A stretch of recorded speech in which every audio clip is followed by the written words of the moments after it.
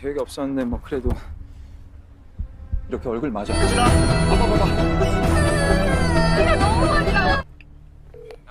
윤 팀장, 나 지금 우선건설 박 회장 미팅 중인데. 바꿔달래. 와이프한테 허튼 짓 하지 말라고 하세요.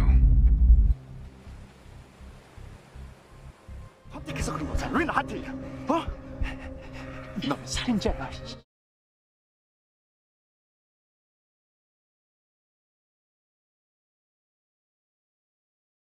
Hai movie lovers, selamat datang di channel kita, tempat di mana kamu bisa dapatkan review seru tentang film-film terbaru, drama, dan segala hal menarik lainnya.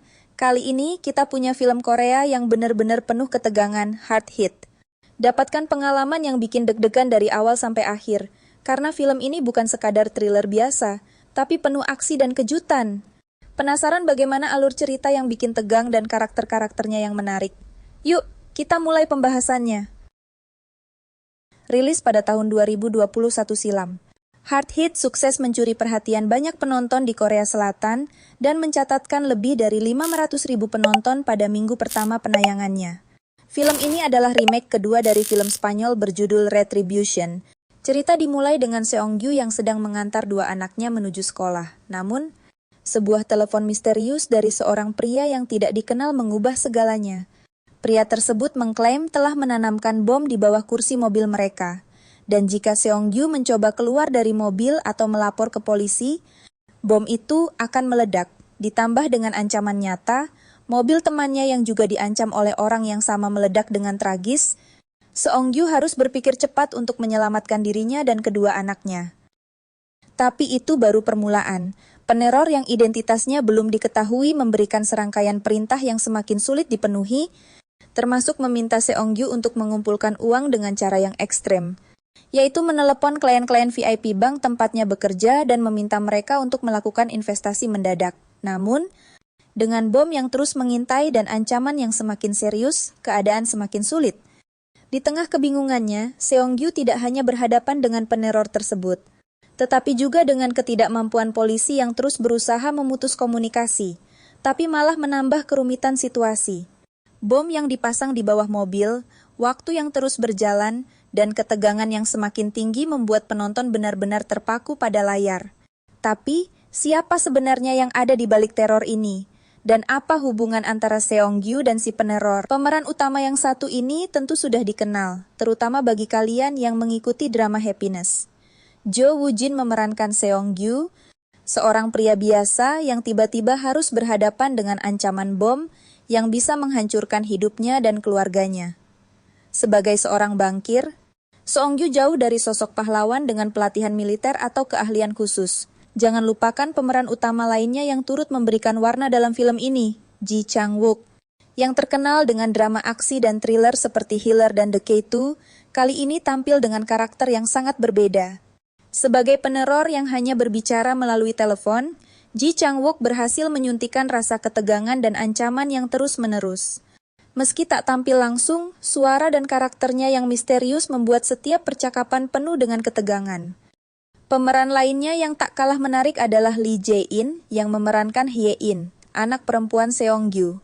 Meskipun karakter ini lebih sering terjebak dalam mobil, aktingnya yang natural dalam menyuarakan kecemasan dan ketakutannya membuat kita semakin merasa terhubung dengan situasi yang dihadapi keluarga ini.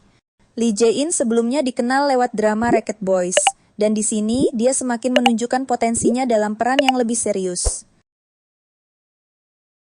Dan tentu saja ada Jin Kyung yang baru saja tampil di film The Boys memerankan Yong-hee, ketua tim penjinak bom yang berusaha keras untuk menyelamatkan keluarga Seong-gyu. Meskipun potensinya cukup besar, peran Yong-hee agak terbatas. Sayang banget mengingat Jin Kyung adalah seorang aktris berbakat yang sudah berpengalaman di berbagai drama dan film. Sutradara Kim Chang-ju yang sebelumnya dikenal sebagai editor handal untuk film-film besar seperti Snowpiercer dan A Hard Day, berhasil menyuntikkan ketegangan yang luar biasa dalam film ini.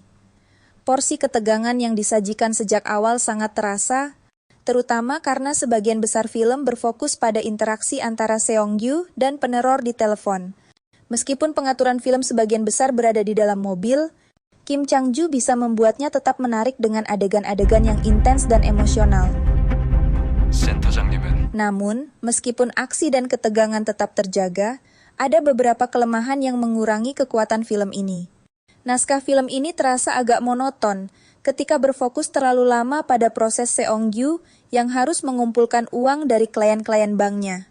Meskipun itu bagian dari cerita, tapi ada kalanya film ini terlalu banyak menampilkan interaksi yang sedikit membosankan, ketimbang memanfaatkan seluruh potensi ketegangan dari situasi yang ada.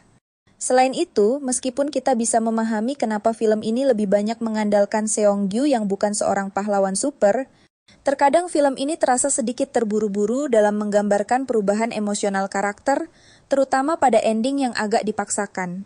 Beberapa karakter juga terkesan sedikit datar, seperti polisi yang tampaknya lebih berfungsi sebagai alat untuk memajukan plot daripada sebagai sosok yang berkembang.